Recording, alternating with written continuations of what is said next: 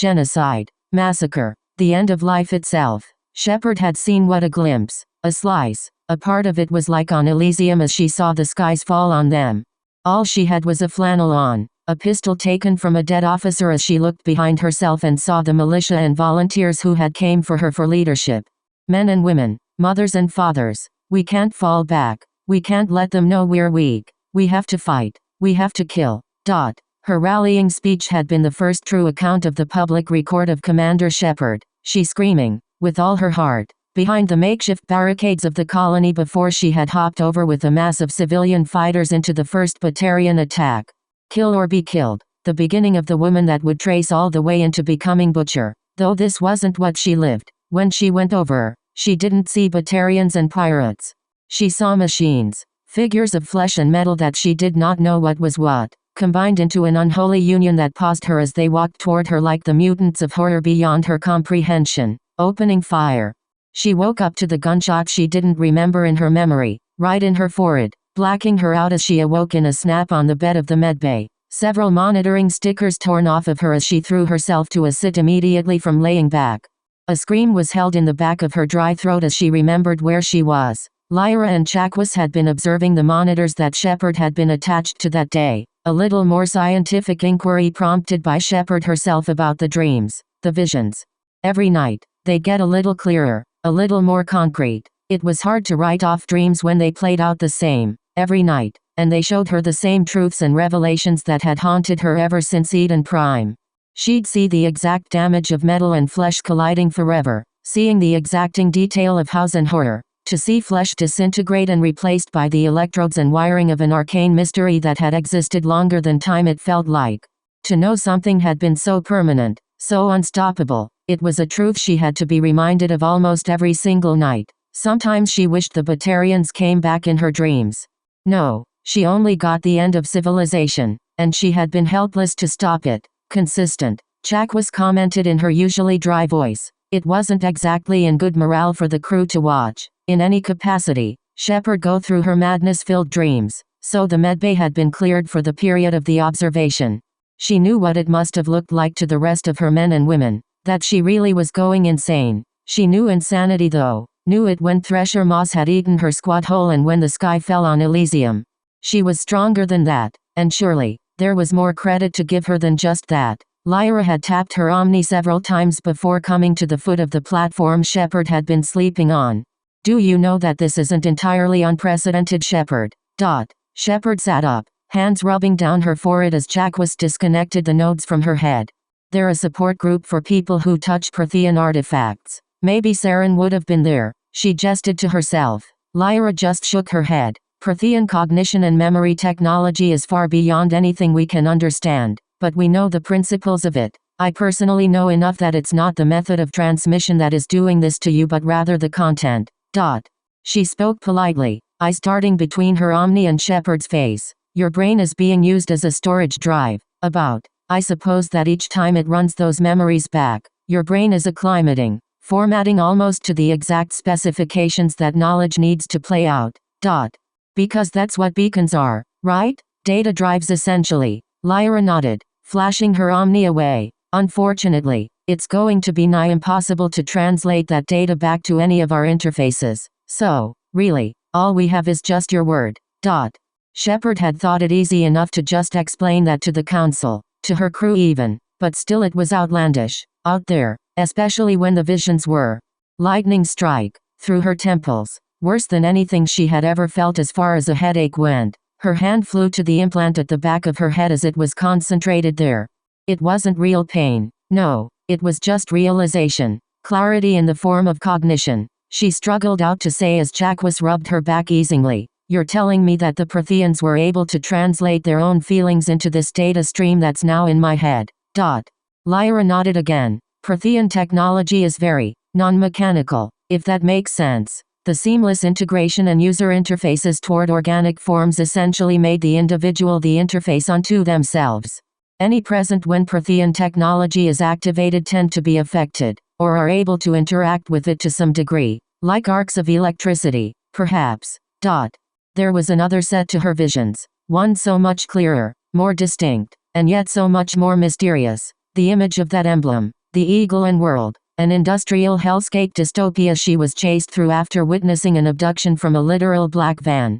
It wasn't anything Prothean as far as she knew. No, it was a human image, vision. She saw humans in that vision. She knew it. If the Prothean beacon was able to transliterate memories into visions in her head, maybe, just maybe.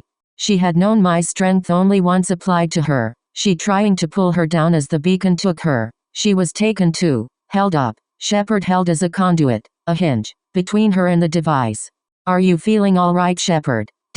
Lyra asked again with a hint of concern. Shepard lost in her thoughts, her mental dictation of a mystery that was at the peripheral at her vision every time she saw Mai. She shook her head. Yeah, I'm fine. Fine as anyone who's having apocalyptic visions are concerned. Lyra wasn't quite convinced. Would you mind telling me what you saw this time then? Shepard told her then. Of an enemy. Ground troops, maybe of the Reapers. An organic synthetic union that looked like the husks they had encountered on Eden Prime. Gray, molting flesh bolstered by electronics. She saw horror. Strange, that the Reapers would use ground troops if they are so omniscient, the Asari had noted quietly. Nothing beats boots on the ground, Lyra. Shepard rolled her head along her shoulders, untightening them. Wouldn't you agree? As was how she was pulled out of Therum in the first place. I'm not a soldier, Shepard. Chakwas had chuckled as she returned to her desk, thumbing in reports in the meanwhile. Not many people in this galaxy are given the choice. Dr. T'Soni. There was an apprehension again on Lyra's lips as Shepard noticed, and it was something worth pressing. How's self-defense training going? Been making time for it, right? The commander had asked, her voice turning into that of a commander. Lyra had been tuned in immediately, dropping the positions of power. She nodded once. They've been having me do physical training first, making sure I know how to run and keep at it. It's, quite a workout if I do say myself. Chakwas scoffed, starting some of her more clerical work. Just be glad that you are young enough to keep at it, Dr. T'Soni. In every aspect, Lyra was the visage of a young woman, despite her species. Different than Tali, she wore her youth differently. She had already lived a life, however she had many lives to live. That was what her lifespan ordained to her, and there was an inner thought she had on her own. I just didn't expect to fall into this particular line of work so soon. I'm not a commando. The Asari commandos, Shepard had known of them very well. A few applicants for the joint Asari-human biotic integration units had been passed over by her, having served with some, and the bar had been high. Even at her very best, she was only as good as an Asari commando on a bad day with their biotics. Again, Lyra, ain't asking you to fight, we just want to make sure you can. And, in some sense, Shepard had wished Lyra more, to see how far she could push herself. Well, thank you for that, Lyra answered before rubbing the muscles on her side, letting loose a pained groan. But I also do have to thank you for the sores. Even Tali knows how to throw a punch. The fact that the Quarian had been throwing mean punches now it had risen some sort of concern, but Shepard wrote it off. I've been meaning to get down there and do some personal PT with all of you, but, well, I think you know how busy I am. Still, I'll always enjoy some hands-on time with my crew. That had put an admittedly dumb smile on Lyra's face at the thought. Well, I look forward to it. In that very same stroke, however, that smile had gone away. Shepard's Omni had flared. It was Presley. Ma'am. His voice came out of the device. We need you on the bridge. Shepard had given off a flashy, toothy grin. Looks like we'll get hands-on sooner than later. Swinging her legs off the bed, she had been out the door without a second to look back, leaving Lyra simply tapping her finger against her cheek. One would think having a record of the apocalypse on their mind would weigh a person down. Chakwas had known better as she looked up from her console. Perhaps. In what type of galaxy birthed a person like Shepard? Not a kind one, that she knew. Her stride had been with purpose, a purpose that only the luckiest knew, holding her shoulders broad and her fists wound tight. When she arrived on the command deck, she arrived as women of action always do, with gusto. Commander on deck. Presley had called for attention, hearkening back to those old naval ways. She would always be a Marine first rather than a sailor, but some traditions were sacred among the order as she set up onto the command podium. Status report. Presley had been at his station along the main navigation consoles. Before that great holographic stream of the galactic map, it had once been pristine in its display. Tasteful infographs highlighting systems and fleet formations of the Alliance. However, that had all been sidelined by what had been essentially Shepard's marker nodes, messily highlighting leads and planets of interest. Above that, one planet noted had rung out red, pulsing, asking for attention. She had known what it meant, but Presley had laid it out. QRF has been requested from Ferris. It's something beyond their ability to handle. Ferris had been an interesting case study so far. It had asked for assistance from the Colonial Authority very early on against the Geth threat, hours after Eden Prime. However, that assistance had been reeled back and asked for almost as if representative of the Tides themselves. Inquiry and communication with the colony had been spotty, but what information could come out spoke to a bipolar colony that didn't know if they could handle the Geth on their own or not. Up until now, they did. The occasional Geth picket harassing them. Between that and their nature of being an exogeny-funded endeavor, the Alliance thus far had been cold to following through. Though when QRF was signaled it had been an ultimatum, it truly meant help, in the more dire need. Normally the Normandy had been excused from Alliance doctrine of answering QRF so far, as painful as it had been. Its mission had been too important to be sidelined. However, Ferris had been different due to the very constant nature of the Geth constantly prodding at it. Why nothing had been done proactively had been an extension of caution, not wanting to kick the beehive with the Geth if a full intervention was put in place to dissuade. After all, if by way of observing the Geth's constant movements in regards to Ferris, they could try and figure what had been going on with them hopefully. Now was the time to less observe and more to kick in teeth. Shepard had decided. The former route the Normandy had been taking had been on the path of checking suspected Prothean points of interests along the Attican, chasing leads and misgivings from pirates or otherwise as requested by both Council and Alliance manifestations. However, Ferris would take precedent now. We have any idea what's going on? No ma'am. All surveillance within Ferris has gone dark, Presley answered. Seeing as the rest of the Navy has been hands-off with Ferris, we suspect the Geth knocked what satellites and convoys we had in system finally. Prior force estimates then.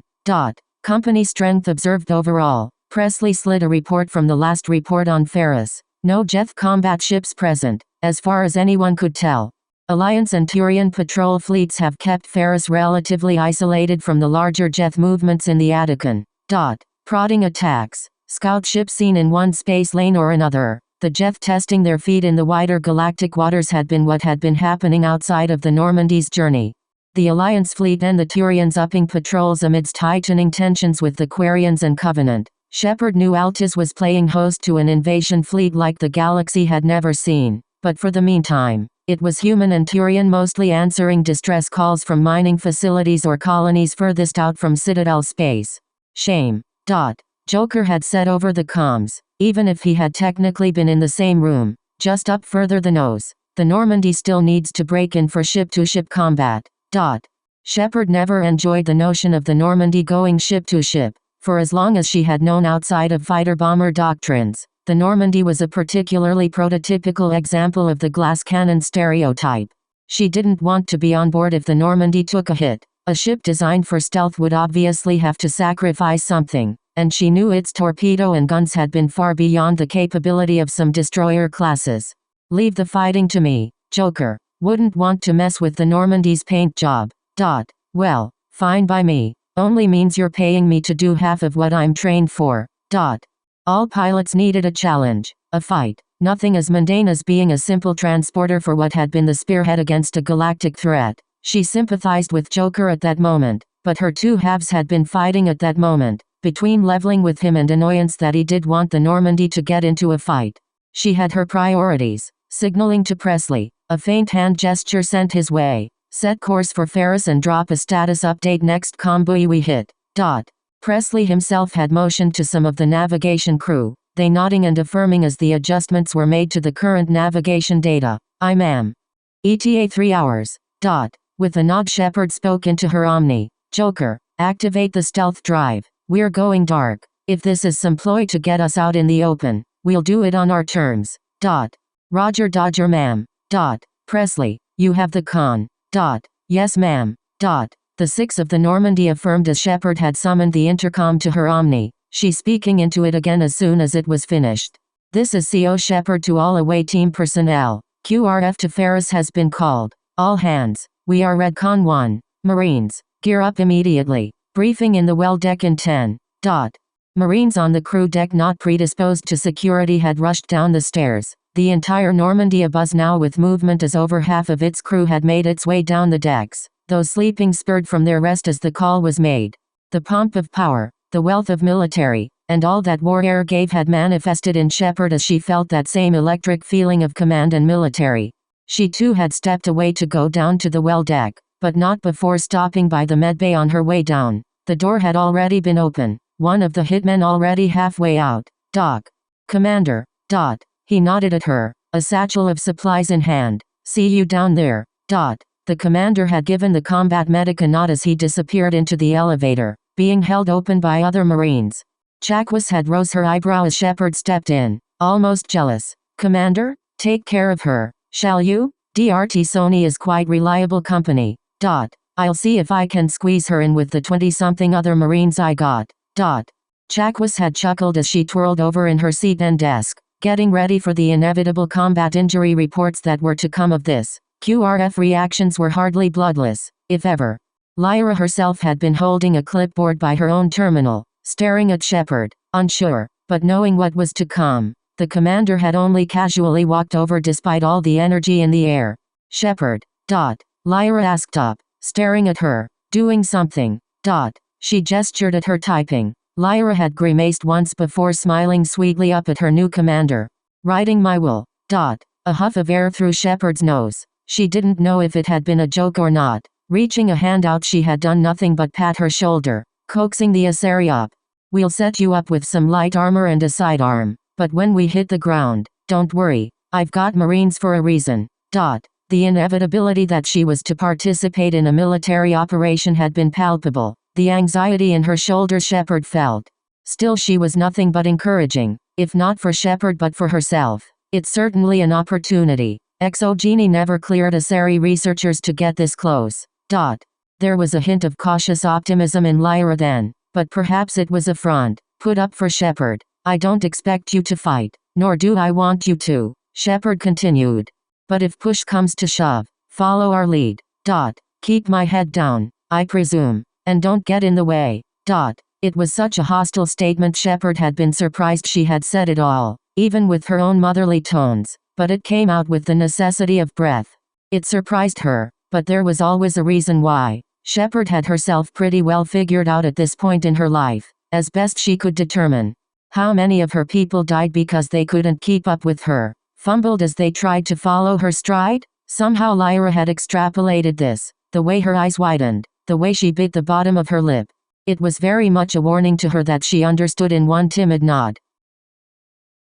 He woke up as men of action always do, with a call to that action. This is CO Shepard to all away team personnel. QRF to Ferris has been called. All hands. We are Redcon 1. Marines. Gear up immediately. Briefing in the well deck in 10. JD had caught Shepard's announcement over the intercom as he looked up from his mid-nap daze, Mai already stepping over him as she had crouched down into her armor's storage, her gaze cast at him, seeing him awake. Gear up. She said simply, as if he had missed. Yep. Yeah. He nodded, shaking himself awake as he palmed himself up, almost rolling over to his locker as he had donned his own armor and gear in record time. His BDU jumpsuit he had practically slid in after so much practice. He didn't take much care to take off the hardened alloy parts of the armor from the jumpsuit, the pauldrons, pads, and such, reaching to his sides to sip and seal it before his helmet had gone on. It was odd, perhaps, that he hadn't developed much sentimental value to the whole affair. This was, after so many years, only his third armor set, though he had done well enough to keep it going, even now. The fact that the Alliance had retrofitted barriers and even some medical dispersion system to it had only given him utility that he wished all Odds had gotten. Naturally he had gone to Mai after he had slid on his helmet, she already settling up with the armor on her top half, leaving JD to kneel before her and clamp her armor pieces down on her lower section. It was a routine now, one that, under any other pretense, was awkward, a pretense that had been quickly dissipating. How much time do you save by having me do this as well? He had locked in the armor piece at the base of her spine. Mai slid on her helmet as the two reconvened in a stand. The bulk of her Spartanness assumed once again. She considered for a moment. Enough time. At some point she had gotten their two weapons respectively. She passing his SMG along to him. Right. The Normandy well deck had been something to see. When brought to full readiness, every locker thrown open and gear put on as was typical of QRF functions. Mai and JD had done their research. QRF in this galaxy had been the same in their own. If anything, JD had been supremely familiar. ODSTs were often attached to QRF missions where speed was of the essence and landing zones needed to be established for colonists to evacuate. That's where he and the ODSTs came in. Still, despite whatever moto shit was said, the technicality of their existence meant this. There wasn't just one Marine Corps. There had been enough of Hitman already in the well deck, but when the mass of the rest had come from the elevator, so began the cadence that JD had recognized, kicked off by Emerson. Mama, can't you see? Mama, can't you see? What this course has done for me, what this course has done for me. A platoon's worth of Marine Raiders starting a singing cadence had activated some indoctrinated part of JD, the need to move hitting his legs. He wouldn't be as degraded to start jogging in place, but that would have hit his spot as Hitman piled in and started opening their lockers, donning their gear and armor. Put me in a barber's chair, put me in a barber's chair. Snip, snap and I had no hair. Snip, snap and I had no hair. And if I die in a combat zone, and if I die in a combat zone, box me up and ship me home, box me up and ship me home. We're lucky, my. JD spoke softly. The Spartan turned to him as they waited by the Mako, looking at the gear up go on. Same galaxy, same Marine Corps. Same humanity, same everything at times. Mai supposed that there was comfort in it. Put me in a set of dress blues. Put me in a set of dress blues. Comb my hair and shine my shoes. Comb my hair and shine my shoes. Pin my medals upon my chest. Pin my medals upon my chest. Tell my mama I did my best. Tell my mama I did my best. There was much enthusiasm to Hitman's singing as Tali and Garrus had appeared from the elevator and core respectively, taken aback by the entire show, unsure if they had wanted to intrude on the entire affair. Rex had been less than caring as he appeared behind Tali, only to wedge his way into the Marine mass and simply grab his shotgun. It was all he needed, personally. Ashley and Kaidan had appeared soon after. For Ashley, she had settled right in, belting out the same cadence as Kaidan went to open his mouth. Perhaps it was too stern to speak against this scene, but he snapped up. There was no real use. A mental shrug on his shoulders as he put on his armor. Mama, don't you cry. Mama, don't you cry. Marine Corps motto is do or die. Marine Corps motto is do or die. Keela. Tali had appeared next to Garrus as they awaited, touching his elbow gingerly. Show-offs. The Turian scoffed for the sake of his own military. It's not as if they were unwelcome as a whole as Loke had caught Tali and Garrus standing asides, she motioning them over for them to gear up, and they did, getting caught up in the wave of Marines. There was a certain empowering feeling that washed over the Quarian, being among men and women of action, doing what they did best in their life. How easy, how used they were to gearing up, making sure their armor configurations and helmets snapped on tight as they placed their ID tags across their backs. In a fireteam that big it was needed. Loke, Emerson, Bannon, Harris, Lamarux, Anne. The names went on, and if Mai and JD weren't already acquainted, they had found the names of Hitman all spelled out on their backs. The miracle of it being that Shepard needed no such tagging as she appeared out of the elevator, Lyra T'Soni in her shadow, commander on deck. Every soldier there had snapped together, at attention, Shepard giving a formal salute down as she found her locker. At ease. We geared up. Yes ma'am. Or currently trying. Kaidan had appeared next to her, already in his kit as he looked over Lyra, who followed, unused to being surrounded by so many people that looked like they could kill her. Orders, Commander. She had been halfway zipped up in her own black armor plates as she answered. School circle. She told Kaidan. School circle. He echoed out. Automatically the Marines forming around Shepard and her locker, even Mai and JD coming over by beckon. Shepard had started almost immediately, throwing up her Omni and sending the mission info to all. As I said, we got QRF request from Ferris. Don't know why they'd taken to holding off on calling it in, but they've pulled the trigger and now we're shooting. Aura. The entire Marine complement had rattled off. We've been ignoring QRFs up and down the Attican, ma'am. What makes Ferris special? Hitman as a whole spoke for each other. One voice was as good. That was their unit cohesion. Shepard had known it well. On crews she had been in command with before it got to the point where her voice did speak for them all out of trust. She answered the voice. Ferris is different. For some reason or another the Geth keep sticking around this place, and now they've made a substantial attack against the colony. What's our prerogative, ma'am? Emerson asked aloud, bypassing Kaidan. Our prerogative, Kaidan answered for Shepard, is the civilian livelihood. Shepard could only affirm. She liked to see this friction between Kaidan and Emerson, secretly. For as much as an empath Kaidan had been, he was still supposed to be a Marine. This was part of it. Affirmative. Shepard backed up. However, she knelt down, throwing her Omni up only to transmit it to the Omnis of each Marine and ground team member there. Once the situation is stabilized, we go hunting as well. If the Geth have found what they're looking for, so should we. For what, then, ma'am? It was Ashley's time to speak up, but Shepard didn't answer. Artifacts or data stores similar to the Prothean beacon, Lyra answered, still in her uniform, so soft compared to everyone around her. This was her area of expertise. If what happened on Eden Prime correlates directly toward their intention of securing a Prothean device, then we can expect the same here. Respectfully, Doc, Bannon spoke up, referring to Lyra, her voice so very distinct compared to the American accents that had rounded out the translators and the crew. I don't think I could tell what a Prothean artifact would look like, and if I do, well, I ain't exactly in the mood to get mindfucked like the good commander. Yeah. Shepard laughed it off once, harshly. Well, that's why she's coming with us. Ferris is a former Prothean ecumenopolis. There was a light of familiarity, at least, with Hitman for Lyra. The graces of Ryder had been with them, so she felt at ease with them in such a sense that what had happened next hadn't been too radical. Chief Weston had taken out an armor case and a pistol. All ready when you want, ma'am. He nodded at her. I recommend. As do I.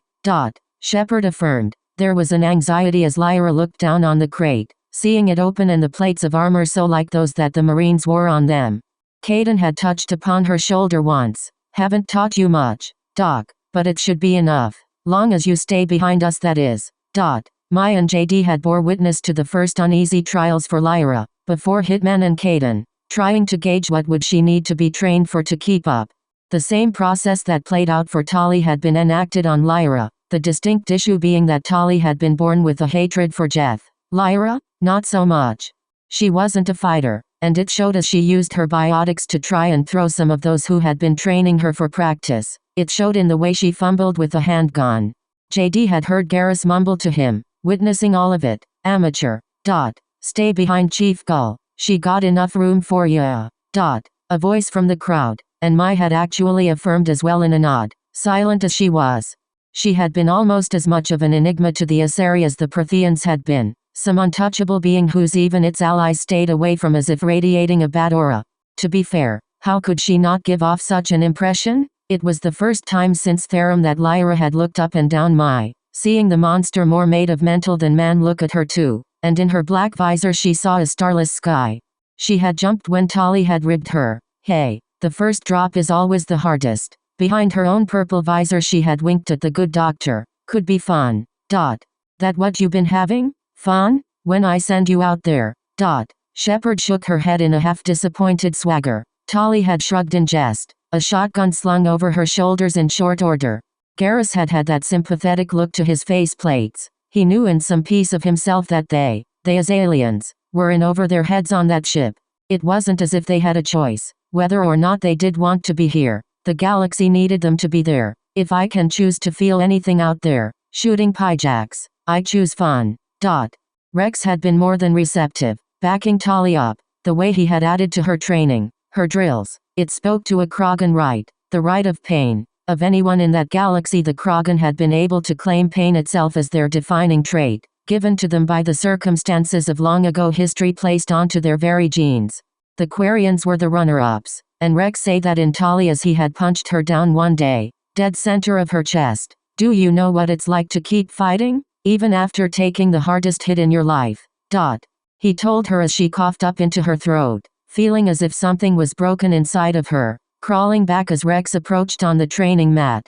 The Marines watched. JD and Mai had looked on. Garrus was nowhere to be seen. She could not say anything as her voice was robbed from her. Rex's shadow cast on her. Do you know what it feels like to fight against everything? He said again, reaching down, grabbing her legs, and throwing her onto the other side of the mat. One day you're gonna get hit in combat, and whoever the enemy is, they won't be as nice as me. Mai's eyes glazed over as her own memory of Onyx came forth, how she became the entire class's mortal enemy, and they were told to try and take her down. How many did she fight off? What did Kurt think when she did stand alone, remaining where all else failed? Tali landed on her stomach, crawling again away from the monster.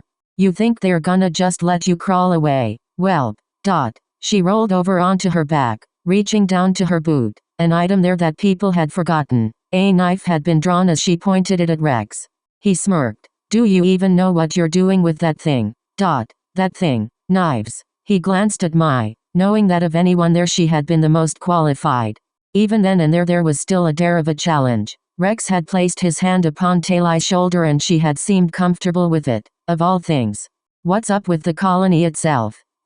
Another hitman had asked. They alive? Shepard nodded fiercely, out of comms, but presumed currently engaged. They alliance or private?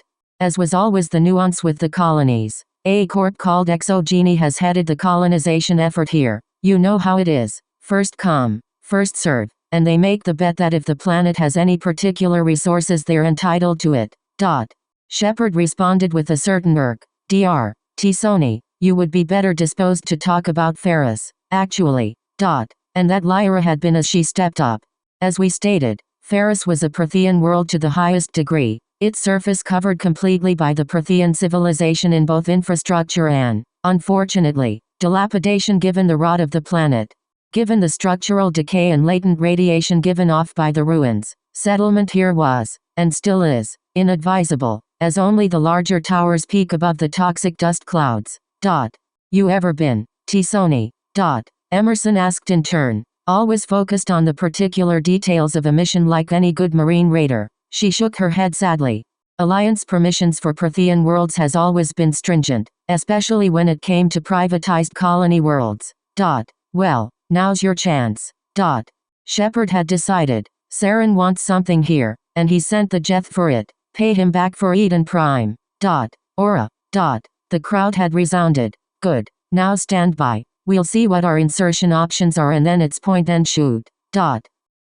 Shepard amongst her men had been a moralizing feel. Of the many extranet articles on her, one had been an interview from a Marine that had once been in her fire team. Being asked to go out on a mission with the commander? It was if I was being asked to be the 13th apostle.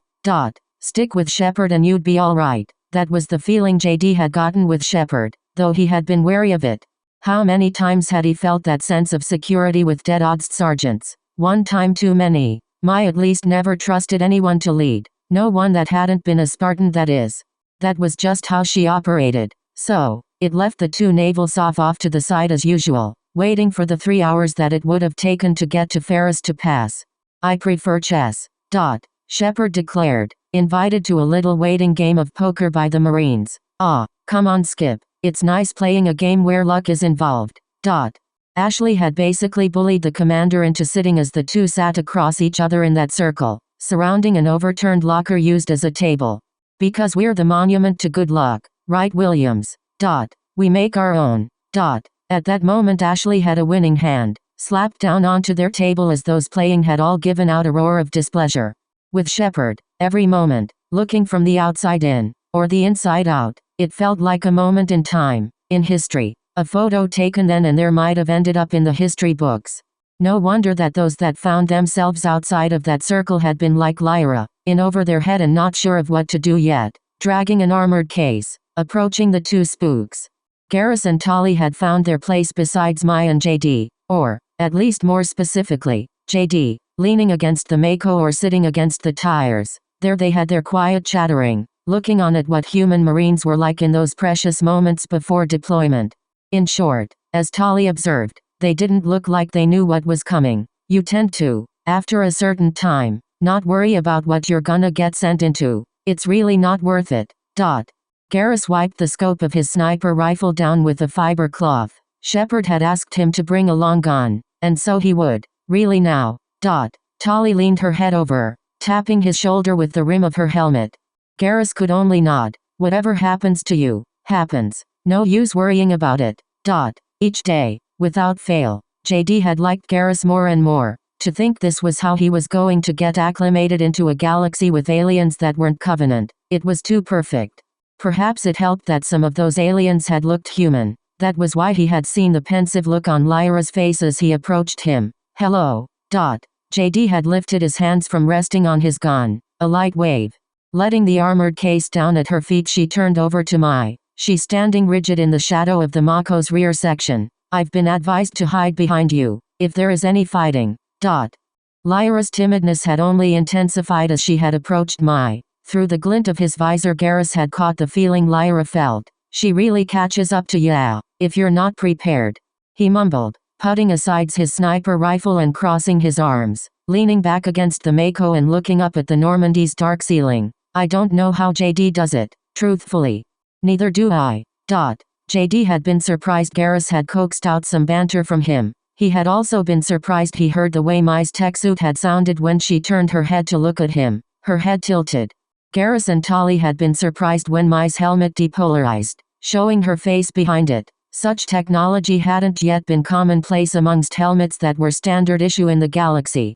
As for why she did it, Mai had spoken in that peculiar shared language. Looking at JD, some signs were facially bound, more commonplace in Japanese sign language he personally knew, but in ASL it had their place, especially when she had scrunched the bridge of her nose and her eyebrows and gave her head a little shake.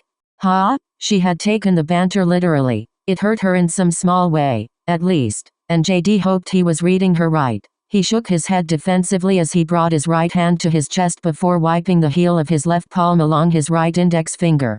I joke. Had she been taught that sign yet? It crossed JD's mind as she rose an eyebrow and held it. It wasn't as if humor or comedy had been a particular part of their articulation and education so far, past that one moment of reflection on the cuteness of girls. In light of this, he had simply finger-spelled the word joke out. The particular fluentness of JD's hand had been still enthralling, and fingerspelling, in its stride, had been complicated at its face to the uninitiated, of which everyone else were. They do that. Garrus had explained as frankly as he could, even though verbal communication probably would be more convenient, faster, etc. etc. Garrus hadn't known why JD had known. Mai wouldn't forgive his ignorance, however, not as that death glare cut through the polarized visor, and Garrus had remembered why the helmet was for as much his protection as it was hers.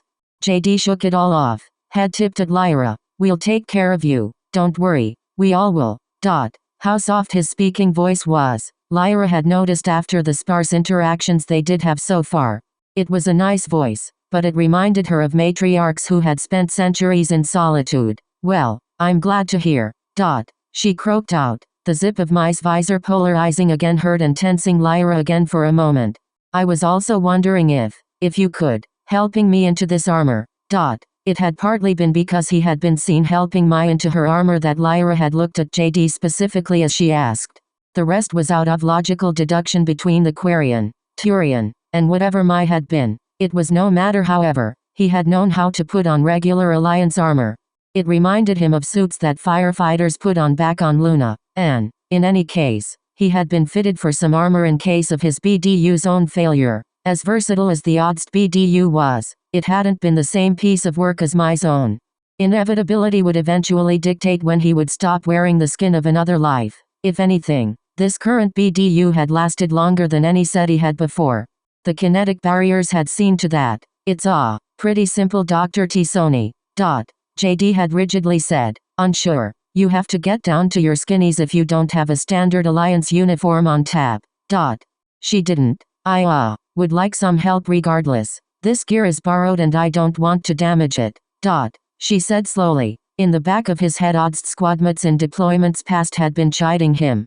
Helping a woman into a suit of armor by stripping down? A fantasy played out. And it wasn't as if he personally was blind to Lyra's Asari-typical looks. Very appealing to the human imagination with its natural curves, Seen even through the lab uniform she had borrowed from Chakwas. I have a partner. Lyra had been confused at JD's admittedly awkward wording, glancing at Mai as the shock trooper immediately reeled back. I mean, a girlfriend. Back home. I wouldn't feel comfortable doing it. Spirits. He's whipped. Garrus thought he was being sneaky as he whispered in Talai's ear, she eliciting a giggle, and then a moment of disappointment. That gonna be your excuse for everything, JD? Tali poked at him verbally. He had shrugged. Tali shaking her head in exasperation and pushing herself off the ground. Come on, Dr. Tisoni, I'll help you. Just Lyra if you may. The two women had disappeared behind the Mako with the case. Mai had been as much of a privacy curtain as any as they moved behind her. You got a picture of her that you look at night. Garrus broke the cushion of sounds that came behind them all, of Lyra disrobing and Tali trying to figure out what from what on an Alliance standard issue armor. JD looked over at him, not a word said, giving nothing but a blank visor. Sorry, a lot of human war movies have this scene where one of the tragic characters looks at a photo of their love before doing something stupid, or dying. JD deadpanned even more than usual. You believe everything you see in movies. Well, the first propaganda films from the First Contact War told me all humans do was kill each other and expand, and they showed it in my history class, so yeah, maybe. Inwardly Mai had remembered that part of being a Spartan, of being a symbol. She never was the subject of the UNSC propaganda machine, but she had seen their results. Posters of their helmets, beckoning men and women of action into war, promising a future if it was fought for. To stand for humanity was to stand with the Spartans, the unkillable soldiers. Just thinking about it left a bad taste in her mouth. Yeah, I've got a picture. JD thumbed back behind him. In my locker. I'll show you my last partner if you show me yours. Garrus asked steadily. It was certainly a request. We that close now, Garrus. JD tilted his heat at him. He held up one hand defensively. I just want to know what an attractive human female looks like by your mark. I trust your judgment. It's not like I'm gonna steal it and go to a corner somewhere and, do my business. Fair, JD thought, shaking his head. It only affirmed to him that Garrus did, at some point, serve on a ship and all it entailed. His looser squadmates had taken turns sharing dirty photos sent over by their partners. The Turians had been no different it seemed. Yeah, I'll go get it after they're done. No rush. Just was curious. Ever since Tali learned you were taken she's been gushing to me about what type of woman would have you. This time it had been Mai that tilted over to look at Garrus. She wouldn't dare say anything but the fact she moved had said enough. Said you reminded her of one of the Marines she grew up with on the flotilla. Strong and quiet type. Apparently, those are popular but I don't see it. Well you're neither or. Oh, you pain me Durante. Mai looked away, seeing the two lapse into banter. JD had never sounded like that with her. Perhaps it had been something that was distinct with being born to police. Or perhaps it had been some masculine bond. Whatever it was, it seemed normal. She wasn't. That really how Tali read me? Strong and silent. JD had said. Quieter. Trying to make sure said Quarian couldn't hear. Garrus had taken a beat, mouth open, but no sounds. JD had found out why as he found said woman in front of him as he looked away, leaning with her arms akimbo. Even behind that smoky visor there had been an eyebrow raised. Also nosy. The ting of her fingers flicking against his visor had been like a coin drop. JD recoiling ever so slightly as he had allowed it to pass. Now how'd I do? The standard base layer configuration of an Alliance infantry armor had been more bodysuit than armor and kit, meant more for mechanics or second-line troops. It would protect against shrapnel, but without barriers, gunshots wouldn't be reliably protected from. The darker sheen of it had matched Kaidan's armor in a way, giving her contrast from her blue skin. Lighter than I expected. Lyra had twisted her body around, trying to find some point of stiffness. The humans usually have some small exoskeleton built into their armor. Doesn't really improve strength, but it balances out the weight of that whole deal. Least what they told me at my military academy. Garrus commented, standing up, using his sniper rifle as a crutch for a moment, looking her up and down. Not bad, Dr. Tisoni. It wasn't surprising. Assyrian human evolutionary development had been a fluke, given their similarities. In Talai's hand had been Lyra's pistol, but she had been hesitant. offering it up to JD. You're good at this. How about you? You know, give her the rundown.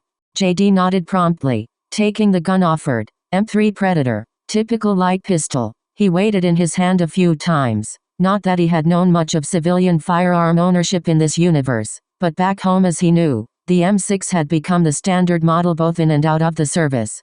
The number of weapons being bounced around here hadn't been as uniform. Benefits of the lack of wartime necessity creating efficient production lines. No training. JD asked. She shook her head as he approached. No. Asari commando units had been galaxy famous. Mai recounted as Lyra stuck in her shadow unwittingly. Your mother didn't teach you. There was a hint of suspicion behind that. Lyra had kept shaking her head, view gazing down. My mother was never the teaching type. To me at least. Even when I was born she was a matriarch, preoccupied with her dealings. I had nannies, assistants. None would even think to teach me how to shoot a gun. Mai remembered her cover story, an orphan abandoned on a ship. Yet the truth of it had been she had a mother. Her mother. What did she teach her? How to survive. How to exist. How to persist. How much of that was Ambrose and Mendez, and how much of that was the woman they took her from? Mai had held her rifle a little more rigidly, looking away, wondering why she had asked at all. There wasn't much for JD to teach Lyra, not when it was clear her role, not to get into a fight. Sights, how to aim, safety, cool down, things of that nature. This was not a woman who had been aiming to fight. This was a woman who had to fight as a last resort. Then again so was he, in a way. Lyra had slid the pistol onto a holster at her belt, magnetically locked. Thank you, Chief Durante. He nodded. JD. Just JD. We're lucky. Lyra had started as JD turned away. That we're fighting the Jeth. Tali had poked her head around, taken away from a quiet whisper of nothings with Garrus. That magic word had always piqued her interest. It wouldn't be the same as shooting something that's alive. What do you mean, Lyra? The Quarian had asked, unsure if her translator was getting across right. In Quarian tongue it sounded very similar to something so ingrained in history. She thought it intentional. A long time ago, before the suits, before the fleet, before the Great Exodus and the Galactic Shame, it is recounted that what would become the Jeth asked this. Does this unit have a soul? The Jeth are artificial, synthetic. I suppose even if they are what we think of as alive, they are not alive, like us. Tali scrunched her eyes. Well, they aren't at all. The assuredness in her voice, it made Lyra quiver for a moment. It's just musings. Yes, I'm just musing. I've never taken a life before. And with my reading on the Covenant recently, I suppose I have a recent idea based on faith and the spiritual. Tali had soured internally at the idea of the Covenant. She wasn't particularly religious herself, but just thinking about how theological the Covenant had been was, if anything, sickening to her. Garrus had usually sharp eyes, a sharp face. His species descended from that of raptors and birds of prey. When his eyes had gone soft it meant something. It's not something you plan for. Drt. Sony. Tali remembered how she had gotten onto the Citadel, finding a moment of safety before finding Dr. Michel. She had been tracked by Saren's assassins, and she had made a trap for them inside of a trash incinerator. The way she killed them, how they melted, she felt okay with it despite the brutality. It was her only choice. If it happens, it happens. Don't let it bother you. Maybe it should bother you if it doesn't. JD had meant to say that much quieter, hoping that a roll of cheers from the poker game would hide it, but nothing could get away from Mai or the Turian right in front of him. You good? Garrus had reached out, touching JD's arm for a moment, the minute jerk of Mai's arm toward his direction unconsciously making him back away. There was less ambiguity with the Covenant on whether or not they had been alive or not. Sure, their relentless drive had been drone-like, mechanical, but at the end of the day their war was that of faith. They had faith, they had belief, they were as alive and in touch with the notion of their own mortal souls to be in service to it all. They were sentient beings with as much of a range of emotions as him. He couldn't hide behind that alien idea of them anymore, not when they had been here, not when they had been perfectly capable of interacting with that new galaxy, same as him. He didn't regret the hundreds of grunts, dozens and dozens of elites and brutes he had gunned down. The only thing he regretted, then and there, is that it had made killing humans as readily doable by him. First time it happened to me, I was ambushing the enemy. They had no chance. It was orders. He said quick, fast. Didn't want to hold it within him to stew and make him mysterious. Not when it was toward a man who had been a detective. Taylor's right. It just happens. He gestured a finger at the Quarian. Yeah, just happens. He said quietly. It's better if you hate the enemy. Mai had looked away at some unknowable something, out toward the door to engineering. At first the three of them had wondered if she had said anything at all, but she turned her head back over. If they deserve it, then you're just making things right. Garrus had sniffed, looking down at his sniper rifle. If he stuck as a military man he would have been fast-tracked to sniper. He was that good. I don't think so, Chief Gull. Do you? To be questioned by a Spartan, by someone who had been so sure of what it meant to kill, it had made Garrus waver. Though this was different. This wasn't empirical. This was what he believed as he sucked in the spit between his fangs and nodded at her. A common thread had come up. Survival, or orders. My first missions were S&Ds of Batarian outposts. Oftentimes the Turian Navy would just send fire teams out with no support and told to do what they could. More efficient that way. Helped give troops experience, they said. But I'll tell you, I might have had orders to kill. But really, when you were all alone on a dusty rock in the middle of nowhere, with half your squad injured and the other half shell-shocked, you're killing to survive, not because you were ordered to. Even with Batarians? Even with Turian mercs? My questioning had been new to everyone. Garrus had surprised himself with how fast he shook his head. I didn't kill with my orders because I hated the enemy, Chief Gull. Garrus had twitched his facial plates for a moment, grinding his jaws. I could have been a pirate, in another life. I can't think of those who chose that life too lowly, not if they didn't have a choice. Chances are if we're fighting, we never had the choice to do so. To read my silence was a skill, one that JD alone had barely attained. The silence she spoke that day, looking at Garrus, it had been that of confusion. She turned away. I see. Leaving her mouth, remembering her missions. So many people, so many killed. How many deserved it?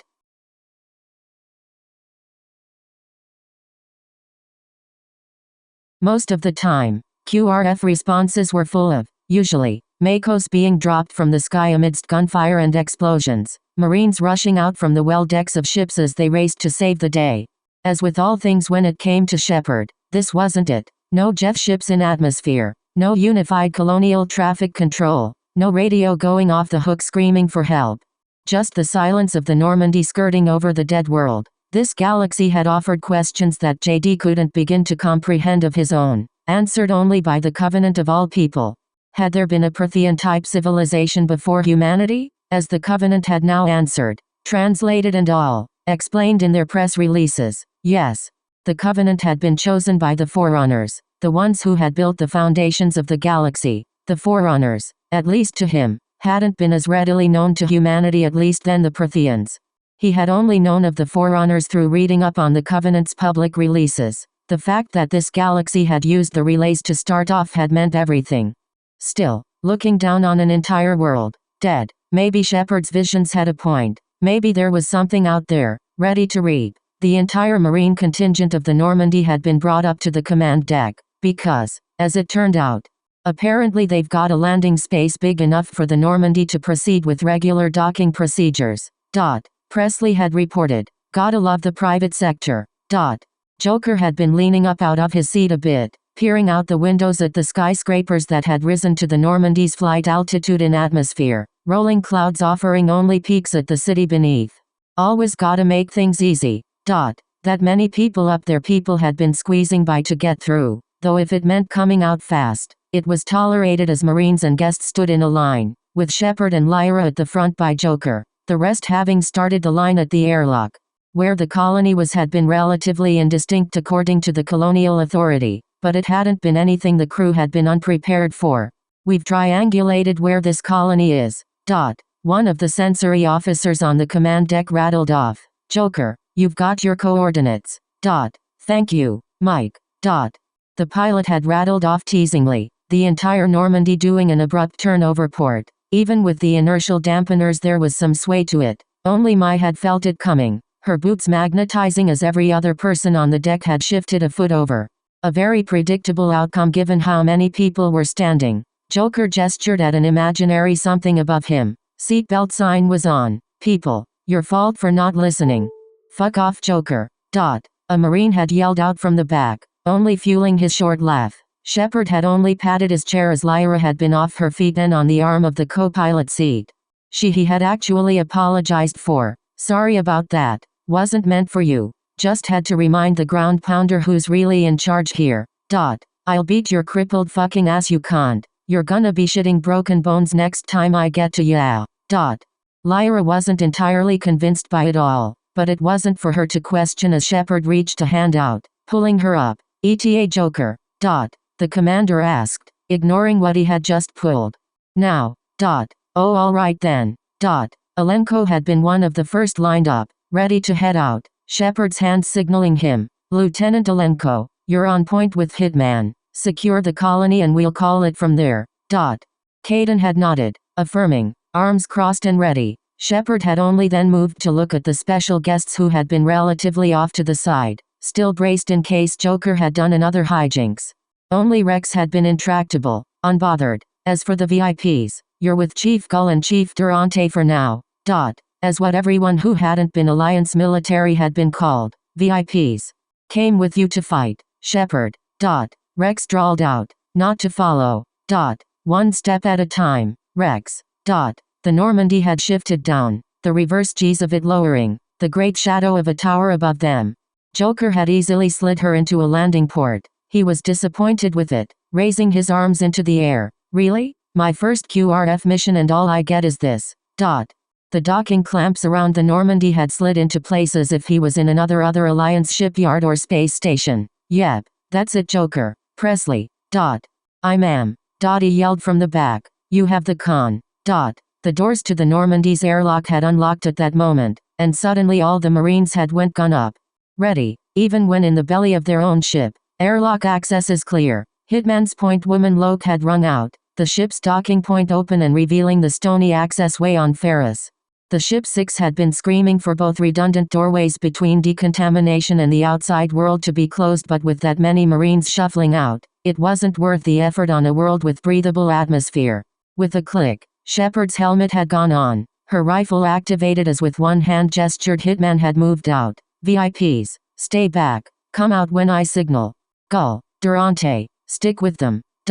It was odd by all accounts. Usually QRF forces had dropped in the middle of engagement, but things had been quiet, too quiet. That was why when the shadow of a human figure had popped out on the balcony they had raised their hands, surprised to see over 20 Marines push out toward them. "Identify." Kaidan had yelled out, rifles pointed at the single figure. It had indeed been a human man. "David Al-Talakani. I'm a colonist." Kaidan had looked back to Shepard as she was in the rear position, she cutting forward, leaving the chiefs with the VIPs in the back. Al-Talakani had a rifle strapped to his back, his clothes that of a maintenance worker, by no means clean, and by all accounts roughed up. Shepard had approached him, waving her men down as she had simply gestured for them to push past and secure a perimeter. The unease that Al-Talakani felt had barely been assuaged as Shepard offered a hand to shake. "Commander Shepard, the colony called for a QRF." She said promptly. He nodded weakly. "Faye Dan did. He's our leader. He needs your help preparing for the Jeth." "Thought you guys were handling them well enough." She asked the tired colonist earnestly. He was tired as he answered. "Small recon groups, but not an entire ship worth of contact." This was more like it. The appearance of Jeth on that walkway, seemingly from nowhere, the way that the Marines all bunched up had desperately tried to make themselves smaller or along the walls. The last few of them had still been walking out of the Normandy when the gunfire started. A small patrol, no more than 3 Jeth units seemed to have come out of the walls as the entire Marine group either dived against the walls and those up front had went gun up. Shepard had charged Al-Talakani, bringing him under her as she laid on top, covering him. The 3 Jeth units had been outgunned by a factor of 6 at least, so when they were cut down behind Al-Talakani no one had been surprised. They were just an appetizer, a welcoming party perhaps. Shepard had joined in on that fire as their mechanical bodies hit ground. Back on the Normandy still Tali had poked her head out as soon as the gunfire started, raring to go. "Tali," JD had called out behind her, warning her to stay, her shotgun held in a white-knuckle grip that spoke to an eagerness that betrayed her. Shepard had yelled out as a man painfully writhed beneath her stomach. Secure the dock. Everyone else on me. We're pushing out to the colony. It was a hint toward the Protheans that they had ships similar to stature to the Normandy. These docks had been designed for ships of her size. They weren't designed for combat as Shepard pushed up with Kaidan and Ashley on her wings, Al-Talakani keeping his head down as an entire platoon of Marines went around him. If Tali had felt the urge to fight, then Rex and Mai had been drowned in that feeling, the two side by side for once, not breathing down each other's necks. JD, Garrus, and Lyra had been just fine where they were, Joker still in conversation distance. Yeah, that'll be a Marine wrecking ball for ya. The pilot said blowing a raspberry. So I hear. Garrus roughly commented. Sniper rifle his shoulder. The violence of action is effective. So, the reserve group had waited a few minutes. The distant shots of gunfire going off, heard from the exposed Normandy. A choice unit of Marines had been left behind for dock security, but it had left the rest out. Mai had thought otherwise. She had winged JD's shoulder for a moment, and then, unexpectedly, Rex's. The Korgan had grunted, but he had known her intention as she took a few steps out of the Normandy. Of all the people there who wouldn't stand by, he would understand as the two moved up and out of sight, past the Marines on guard as they wouldn't dare stop the two monsters.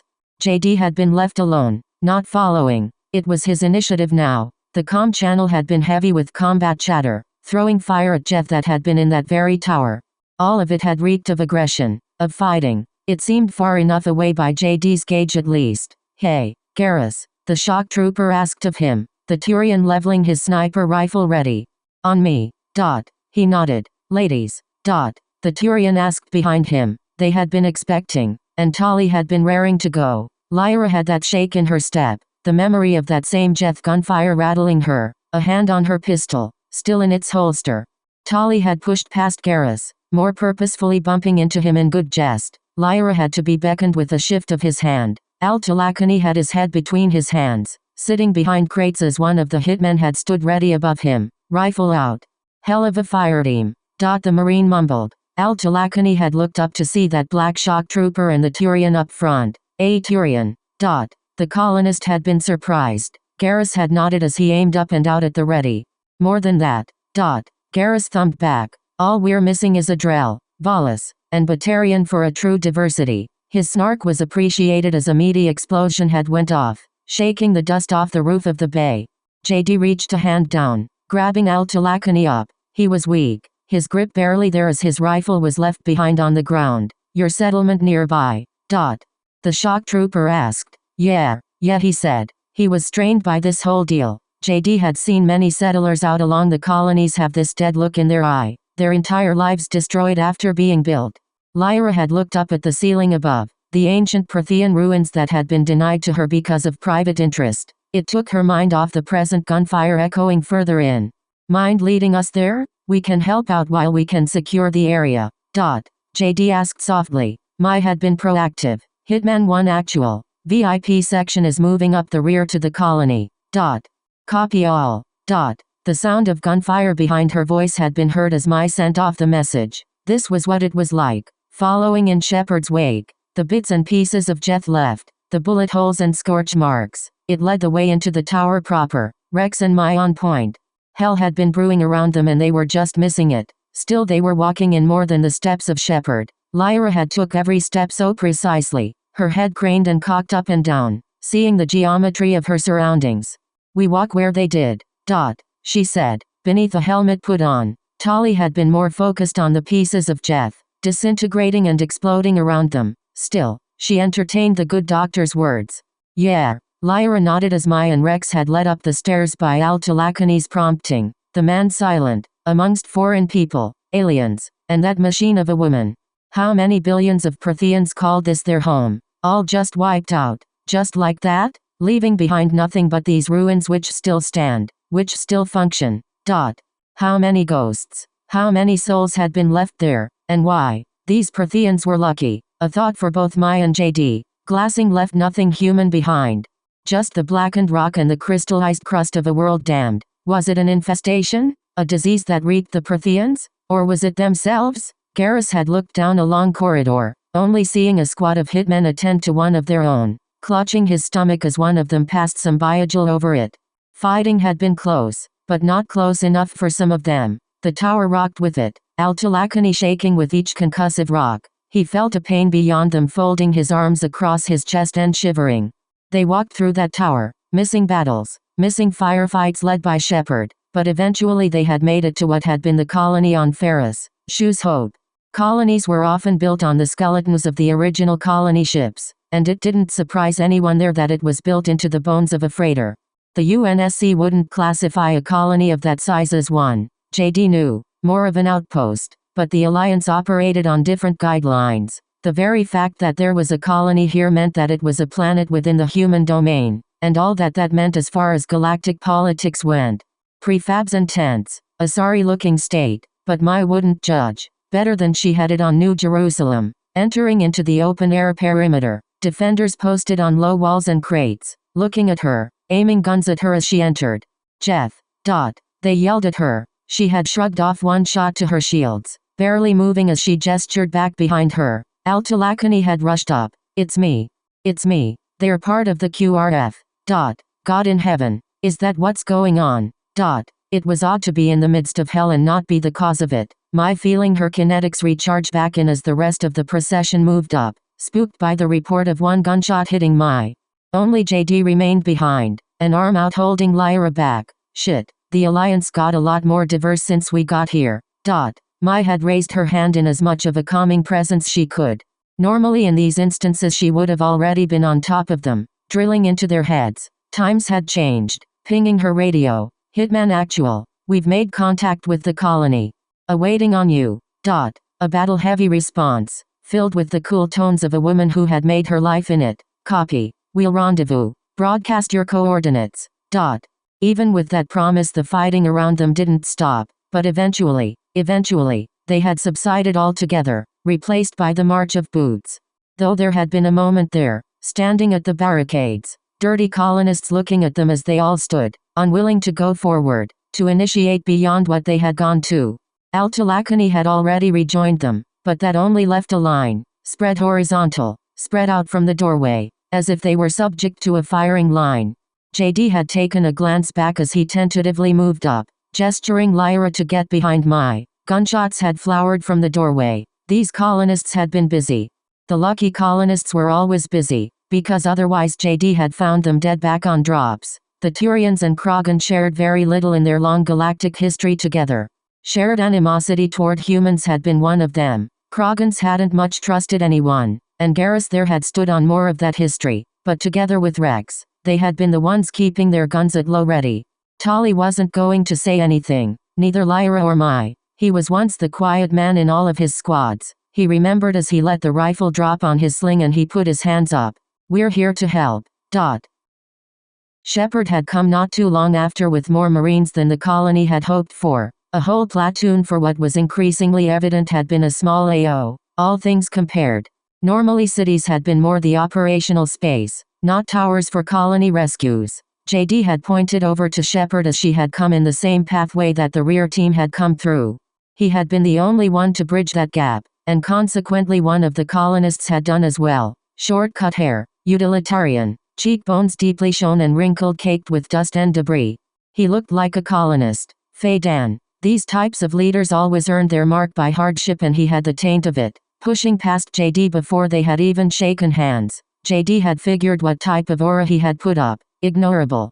Fine by him. For these types of people, focus had been the line between life and death, and anything foreign was liable to kill them, which is why a good lot of the colonists which guarded the entrance to the colony still had their guns up as the Marines shifted through forward. Faye Dan meeting with Shepard.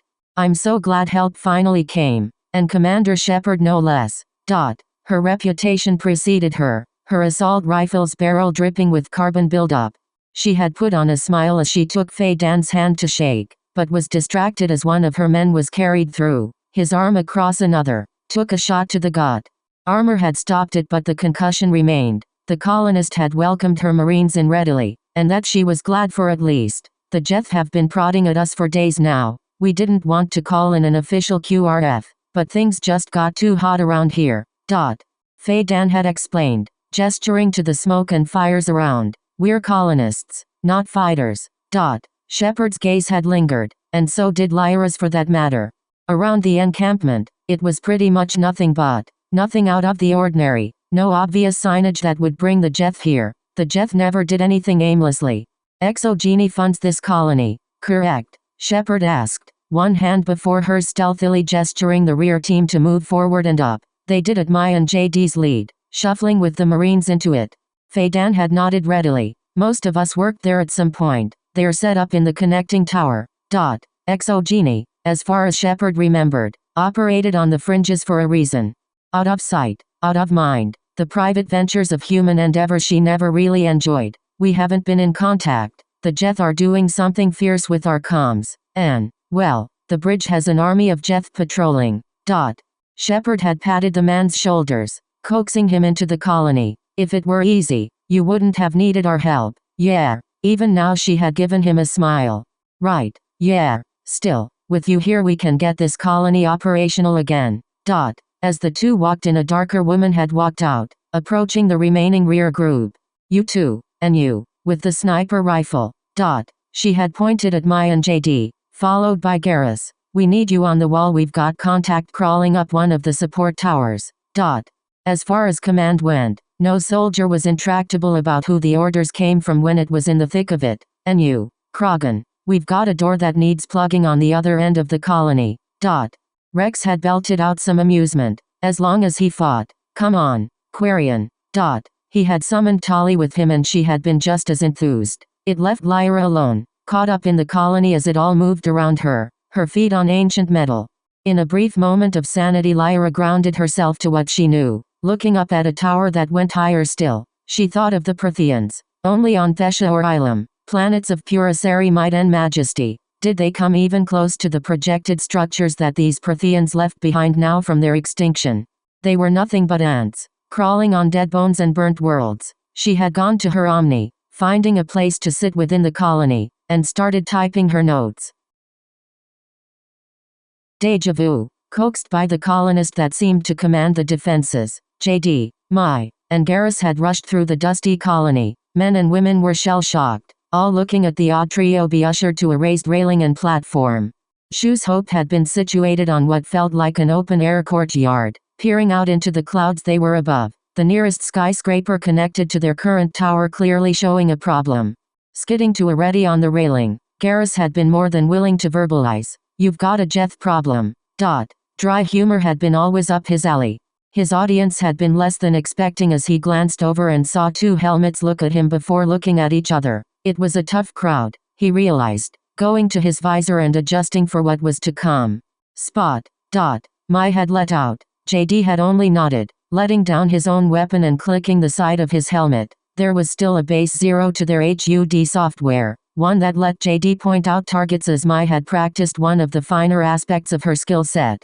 There was a sniper among the Spartans, legendary among them even. Kurt had been spoken of her during her own sniper training, and all those anecdotal stories, lessons, memories. A whisper of them were in her ear, seeing the spiders of the white Geth crawl upon in the distance. Like spiders. The first shot, it was a sense of security JD had known in his morbid life, living on the battlefield. To hear Mai shoot, it was of comfort and security. She had it well in hand as the first shots rang out and the outlined traces of an enemy were splattered against the rusted walls of the tower before falling down, and down, below the clouds. In his right ear had been Mai, transitioning from target to target flawlessly, the endless stream of sporadic Geth crawlers without cover. A shooting range like she had never known.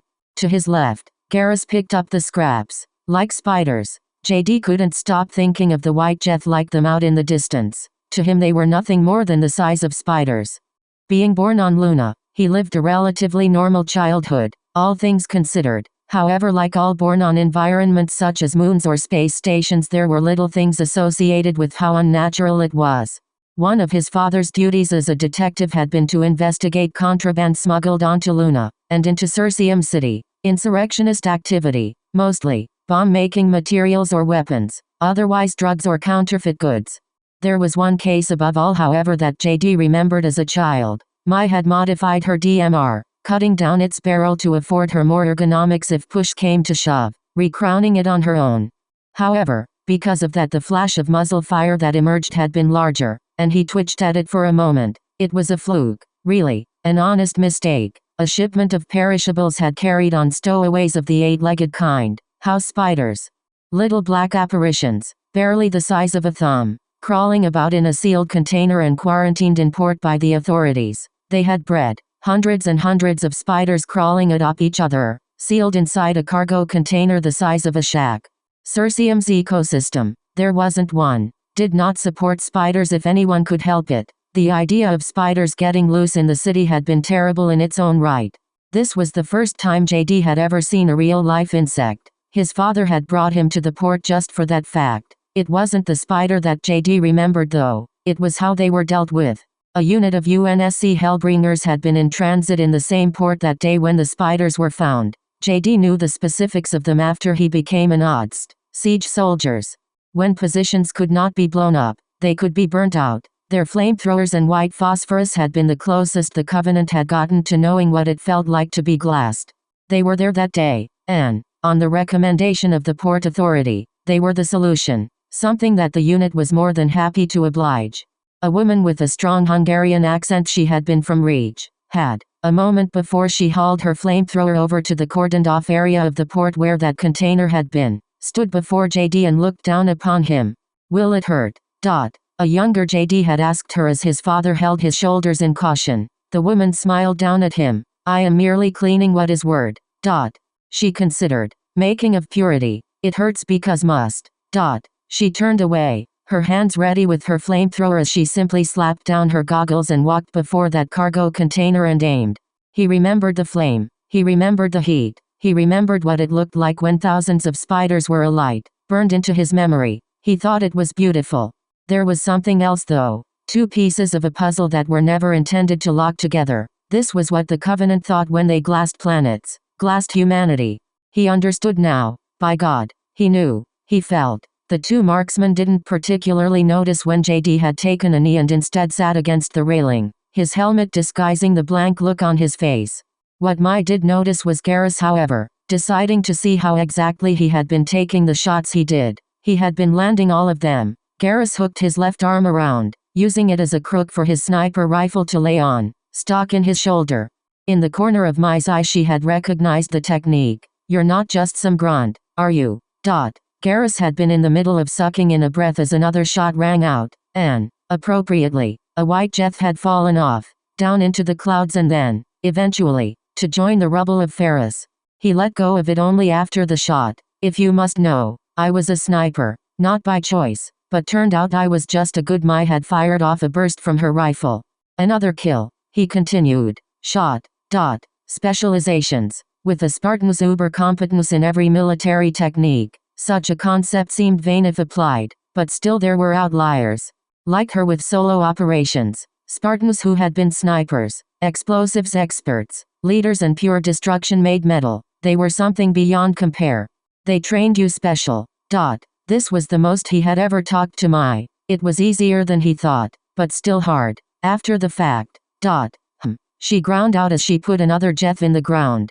Tentatively, all JD could do was sit there between the Turian and the Spartan as he thought about demons and purity. The tempo of sniper fire from outside the main prefab had been oddly reassuring to Shepard as she was run down the list of needs the colony had accrued on top of the Jeff attacking.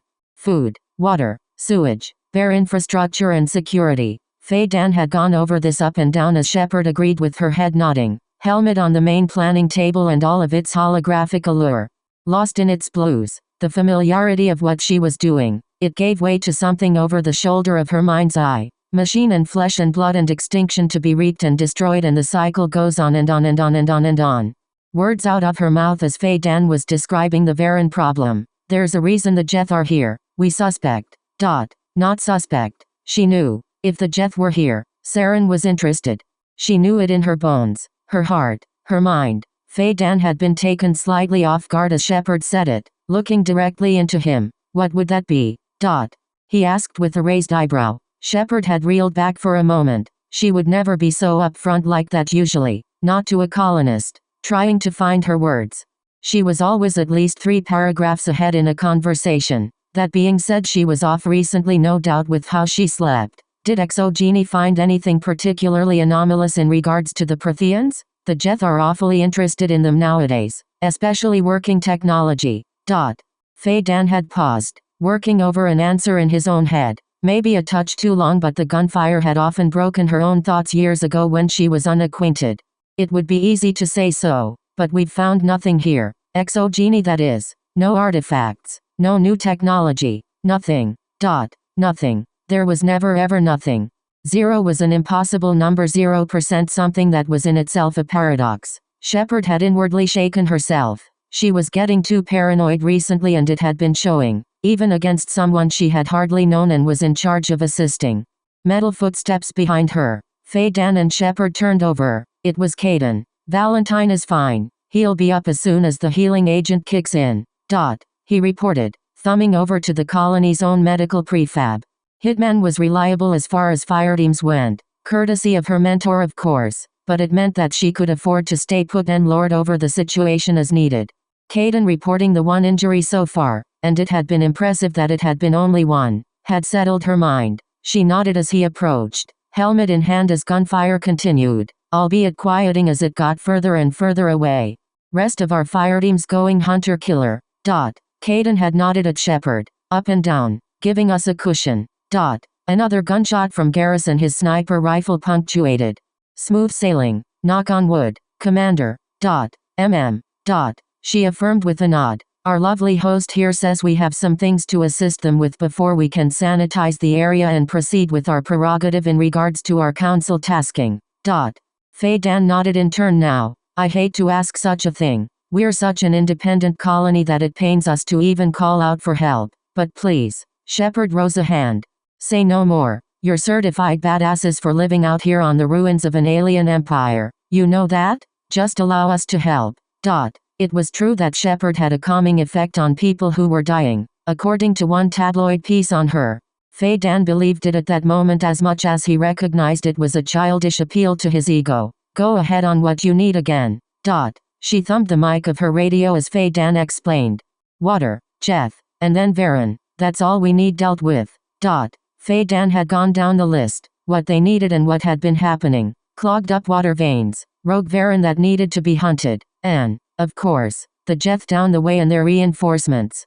It wasn't anything that a seasoned Marine hadn't been familiar with, especially one on a QRF track. On an open mic, a fireteam had opened fire into a pair of Geth, the victor apparent with the casualness that answered. Hitman actual. We're clearing up the Geth real easy, hitting more points than they can take on at a time. I figure we'll have this tower locked on within the hour.